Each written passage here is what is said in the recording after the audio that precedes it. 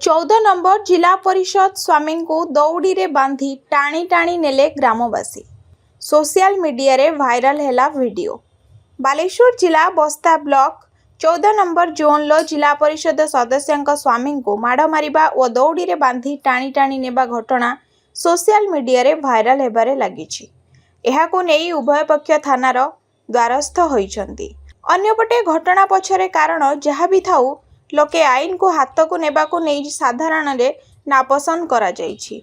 सूचना मुताबक 2023 मसीह जिला परिषद सदस्य विष्णुप्रिया बुगुडी स्वामी संजय कुमार बुगुडी कुंडपुर ग्रामर विजय बेहेरा द्वारा निज घर सह अन्य बिल्डिंग काम कराइथिले। अन्यपटे बाकी मजूरी टंका नेणदेण नहीं लेखापढ़ा करा जाइथिला। संजय एही अर्थ देई नथिबा अभियोग होईछि। विजय बेहेरा और अन्य लेबर माने संजय घरे पहुंची बाकी टंका देबा पई कहिथिले, मात्र संजय टंका न देबारु सेमानक मध्यरे जुक्तितर्क सह बचसा होइथिला।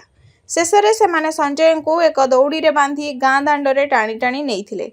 एहाको नेई उभय पक्ष थानार द्वारस्थ होइतिबा नेई जणा पड़िछि।